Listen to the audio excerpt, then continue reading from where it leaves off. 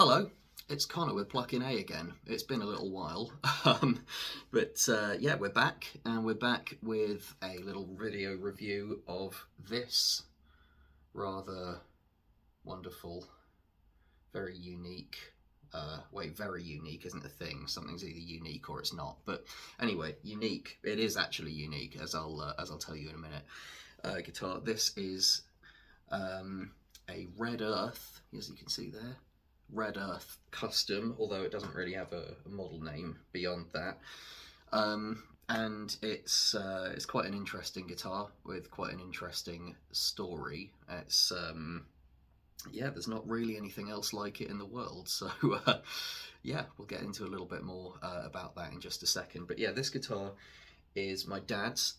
He's owned it for the last 6 or 7 years, I think. And it was previously owned by a friend of his who's local to him, and he's known for a very long time, who sort of turned it into the guitar that it is now. The origins of this guitar go back quite a way further than that, though, as I've been discovering. So yeah, let's jump in and have a little look at more about what this guitar actually is, and how it plays, what it sounds like, all of that kind of stuff. So, as I said, my dad's owned this for a while. Before that, it was owned by a friend of his, a guy called Dave Beeson, who is a pro guitarist and guitar tech as well, who's done some work on my guitars, on my dad's guitars before, and he's got lots of stuff of his own, and he bought this, apparently in quite a bad state, and very extensively modified it. So I have been exploring the history of this guitar, and I've traced it to a chap called Glyn Evans, who used to be based in the UK. I think he is British, I could be wrong, but is now based in New Zealand and has a pickup business, in fact, called Mr. Glyn's Pickups. Go and check them out on Instagram. I've been talking to him over the last day or two about this guitar. He's a very nice chap, very obviously very knowledgeable. He remembered this, even though he built it, he reckoned in about 1995 or 96, so it's actually pretty much the same age as me, this guitar. Originally, it was made out of, he reckons, a variety of African mahogany, which was salvaged from, I think he said it was a pub in Leeds that was being demolished, and this wood was going spare, so he used that for the body and neck. And then it has a quilted maple top. Originally it was a natural finish, I think, and it had 2 humbuckers and a fixed bridge with a brass block running all the way through to the back. And yeah, as I say, when Dave got his hands on it, it was not in the best of shape, apparently, and he did quite an extensive program of mods on it, which included obviously refinishing it in this rather nice sort of transparent red burst, which you can see hopefully in the light. Looks very nice. It's been very well done. I think this scratch plate was probably added by him as well. He routed it for an extra pickup and a Floyd Rose, and then obviously the extra controls and things like that. It's a set neck. Well, it might be a through neck actually. I can't quite see. No, I think it's set. And it's got quite a slim neck. In fact, we'll do a proper sort of walk round of it in a moment. But yeah. So what Dave did was installed 3 Seymour Duncan P-Rail pickups, which are a thing that I can't remember if Duncan still make them or not, but it's a humbucker sized pickup which comprises a P90 and a small sort of rail single coil in a humbucker sort of housing, and you can wire it to be split 3 ways, so you can have it as a humbucker, as a single coil, or as a P90. And what Dave did was install 3 of them and gave them each a 3-way mini switch to split. So you've got 3 pickups which can each be split 3 ways.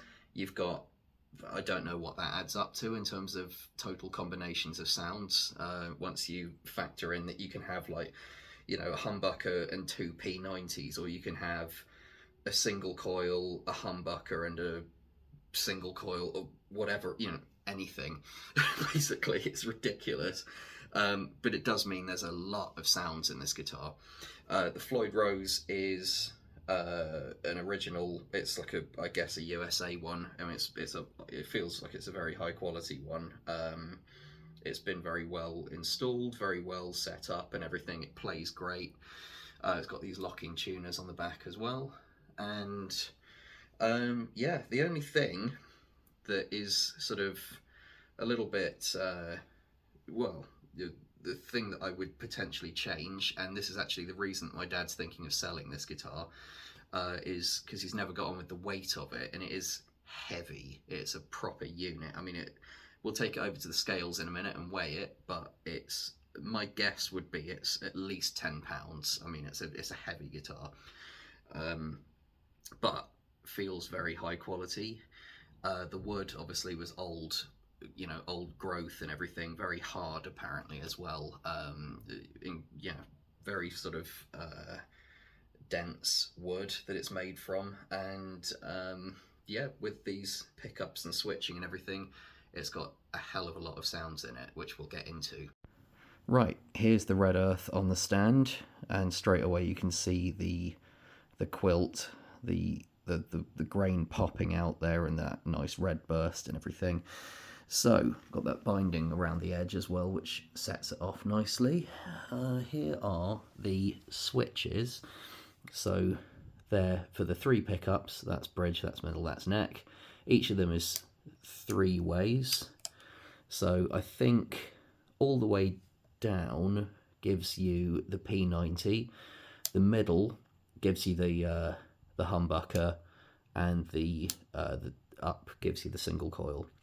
And then we've got these knobs here with the rubber O-rings on them, which are broken at the minute, but you can get replacements, I think. Or can you? Maybe. I don't know. Anyway, here's the Floyd. You can see original Floyd on there. The chrome bridge with the black arm is a nice little touch as well. You've got this cream pick guard with the binding around it.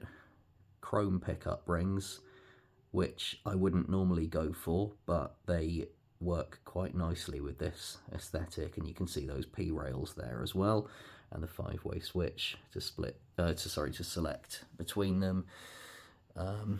Fretboard, not quite sure what the wood is. It might be, well, it's probably it's going to be rosewood or ebony, I guess. But it's nice and dark, and quite, I can see the grain there. I reckon that's rosewood, but a nice dark piece of it. You've got the pearl inlays as well, or abalone or something. So here's the neck joint. That's, as you can see, looks like a set neck. And then, hang on, if we go around the other way, let's just do that. So yeah, you can see the carved heel and everything. The lighting isn't making it very clear, but this is a sort of dark sort of brown finish on the back of the body and the neck. So yeah, quite a slim neck. And then there's that rather strange headstock with the little Red Earth custom logo on it, which is the brand name that Glyn Evans built guitars under for a while in the 90s. I don't know if he still builds guitars, actually, or if he does, they're probably under his pickup brand, Mr. Glyn. But yeah, there are 1 or 2 other Red Earth built guitars on the internet, although they are sort of more traditional tellies. They don't really look like this. This is probably, as far as I know, probably the only one that he made that was a set neck with a mahogany body, really more like a Les Paul or something like that, but in a telly silhouette. Right, now we're going to get the Red Earth. Oof, off you come, and then we're going to put it on the knackered old cork-topped scales, which I stole from my parents' house, should be an accurate reading. Let's do this. And what have we got? What have we got? Says on there, looks like it is, well, hang on, if we zoom in a little bit, yeah, it's over 4 kilos, nearly 5 kilos in fact. It's a heavy thing. It is a heavy thing, because there's that really dense wood, and then of course the weight of all that hardware as well. It is a pretty chunky thing, but if you like that sort of thing, if you're a habitual Les Paul or sort of Yamaha SG player or something like that, then it's, you know, kind of thing that you might not struggle with so much. Now, time for a little sound demo of the Red Earth. We are running through my HX Stomp into that Laney full range cab. We'll go through a few different sounds, obviously. There's quite a few. Yeah, so we'll start. This is a sort of like 80s spec clean tone that I love, and it seems to suit this guitar pretty well. Here is just the bridge humbucker, not split or anything.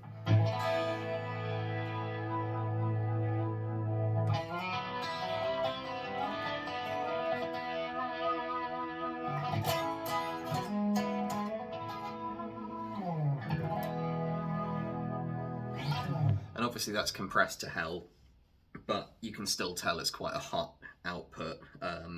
It's quite a sort of quite a compressed sort of hot sounding guitar, really. If I go to, hang on a minute, maybe if I go to a slightly clean sound with a bit less stuff on it.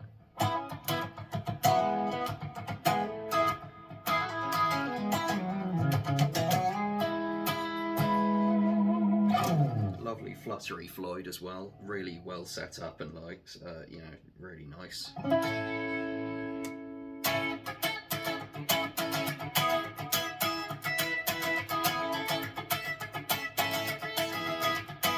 So that's the single coil sound for the bridge pickup. If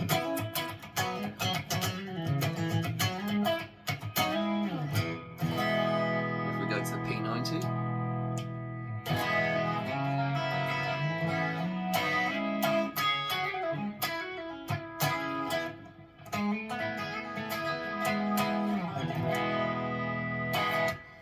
P90 sounds are some of my favourites, actually, the way that they're split. I actually have tended to set this guitar up when I've been playing it as a humbucker and then the two P90s for the neck and middle.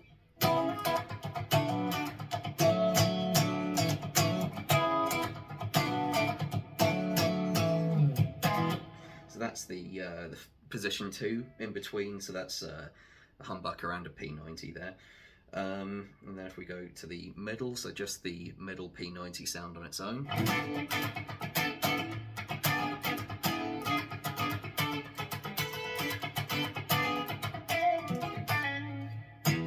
Yeah, kind of sounds like the middle pickup of a Strat or something, but just fatter. And if we do the position 4 with these two running as P90s, same kind of deal. So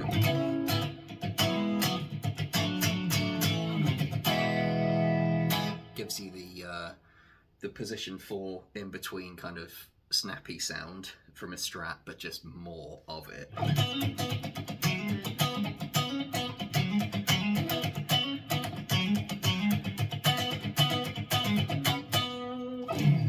Just nice, really nice. And then the neck running as a P90.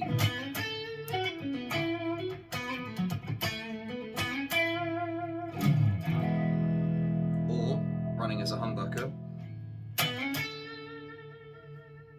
Oh wait, no, hang on. No, that was running.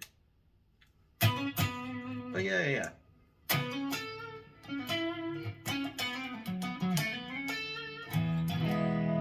Feels like that might be reverse polarity or something like that. Or maybe it's just the wrong way around. Don't know.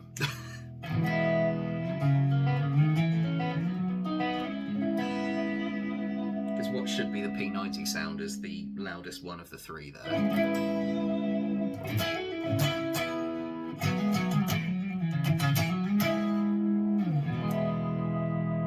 But yeah, plenty of nice clean tones. It's quite a, well, compared to some of my other guitars, even my Les Paul, it's quite a dark sounding guitar. Not overly, but it is darker than I normally tend to go for. I like a sort of brighter, snappier kind of sound, which this, you can sort of make this do it, but it's not really where it lives. It's a darker, sort of denser sounding guitar, I suppose. Given what kind of woods it's made from, maybe you'd expect that. So if that's the kind of thing you go for, great. It's not quite to my taste personally, but I prefer a brighter, snappier guitar generally. Right, now let's get into a little bit more gain. This is a Mesa Boogie Mark IV patch, which I sort of use for any kind of mid-gain overdrive for function gigs and that kind of thing.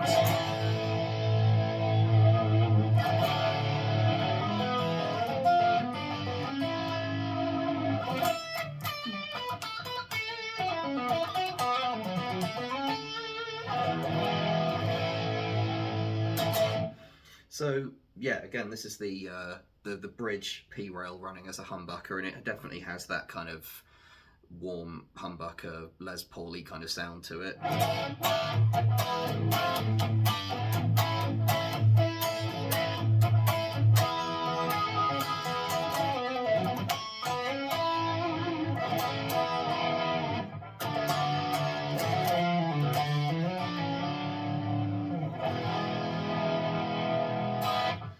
Go to the in-between kind of thing.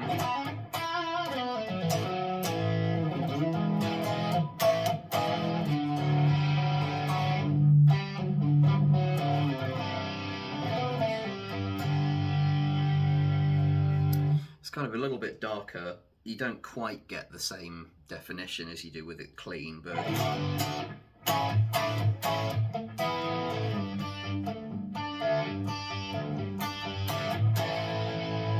those P90 sounds are nice, and then we've got the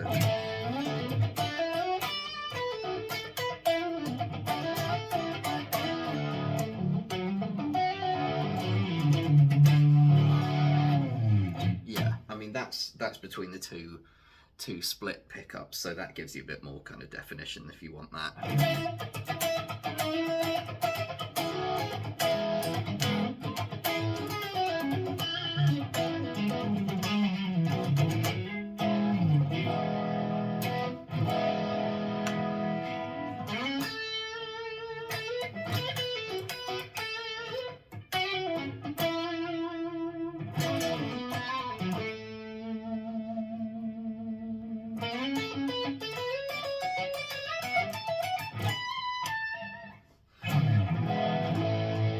Go for a bit more gain.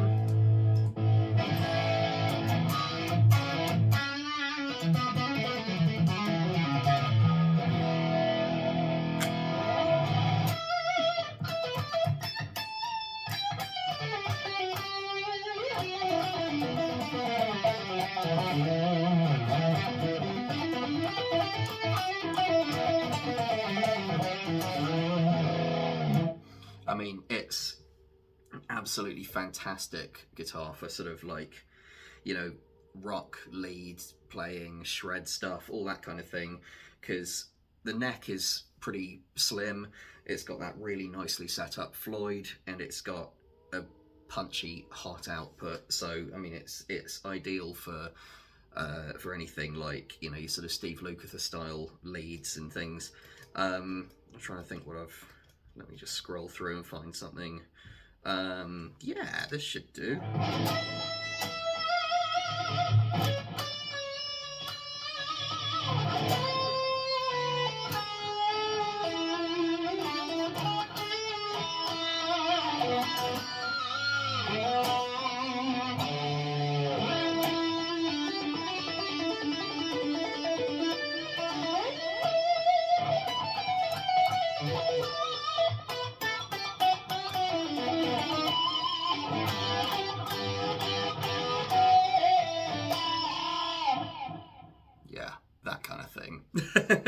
So there we go. That's a little look at this unique Red Earth custom guitar built in the 90s in the UK by a guy who now lives in New Zealand.